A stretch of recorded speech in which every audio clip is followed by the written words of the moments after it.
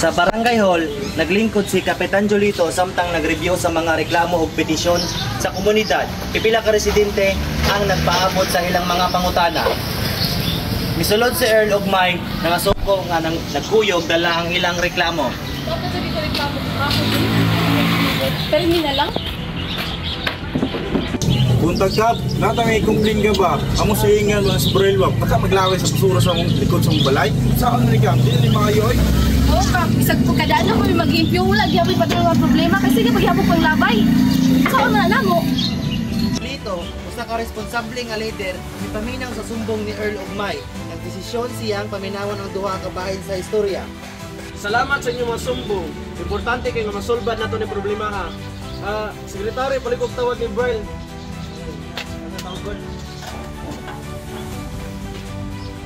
Si Mark Ed, usa ka barangay sekretary, kadala og sumon gihatag sa duha ka tanod para ihatag ni Brian.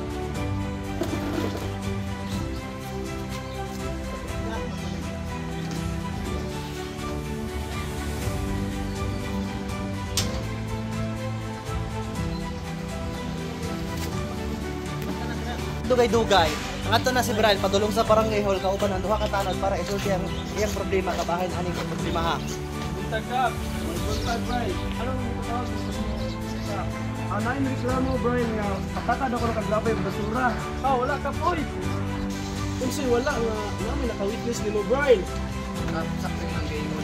Nakita-kita ako sa balay nila. Basura. Ang duha ka barangay tanods nga si Kent ug si Maures nagpatinaw sa kahalagahan sa pagsunod sa ordinansa sa paglabay sa mga basura. Pwede na may patago labay ang basura. Kaya among responsibilidad ipatuman ang ordinansa para limpyo ang komunidad. Mas maayo yung na makabalo ka og usaon paglabay sa mga basura. Pasensya kayo, wala ginagatuyo ang makasamo ko ninyo karon. Kalimot mag-usahay ko do utang sa saktong mga bayanan. Dili lang ni basta reklamo kundi usa kini ka issue sa barangay nga kinahanglan nato panag-iusab sabot. Unsa may inyong sugyot nga aron masulbad kini?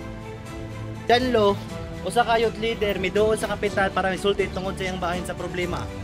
Kap, ang sugyot maghimot ang barangay clean-up drive at tanang katawan diri tinabangay ug limpyo sa kalsada ug sa mga palibot. Dili lang ni para ni Brian, para po sa itong mga silingan. Kung magtinabahan ka tanan, masulbad din ang problema. Wala na yung mga basura, limang labay, bisang asa. Pwede po natin ipaibalo sa tanang residente di vaccine sa buligin mo. Aron daghan ang ipaibalo. Sugda na to karon sa Bado ang clean up drive. Unya, Brian, ikay mo dalas ka batan-unan sa pag-clean up drive na to. O Kap, waton ko na. Pasalamat ko kay nakasabot na mo. Pagkasabado ni Ana, sayo sa buntag, sayo kayo ng limpyo sa kilid sa karsada ang mga residente sa barangay giubanan sa ilang kapitan na si Jolito Carriaga. Paghuman sa clean up drive, gipahigayon ng usa ka pagpulong sa Barangay Hall inubanan sa duha ka konsehal nga si Lirasan ug si Salunoy. Ang barangay kinahanglan mahimo og programa nga magatiman sa mga basura. Kini mahimo usab kumpanya para malikayan ang problema sa umaabot. Ato siguro na ang mga residente adunay igong dokumento mga basura kung manahimong sa palibot. Ang katungod og responsibilidad dapat magkauban. Kung kita mangayog hustisya, kita usab ang angay magpakita sa atong binuhatan. Nakita mo gud mo nga dili na kami may napintuan ang tibok mo komunidad. Kung magtinabagay ka, mas limpyo, mas maglungtaron, o mas malinawon ang atong barangay. Sa katapusan, ang mga residente nagkahiusa sa ilang desisyon nga padayon ang ilang pagbansay og responsibilidad, kasabutan o justisya para sa basura sa ilang barangay. Para sa kanina o hustisya, magtinabangay ta! Ang hustisya dili lamang sa pagpangayo o gustong pagtagad kundi sa pagpakita og saktong buhat.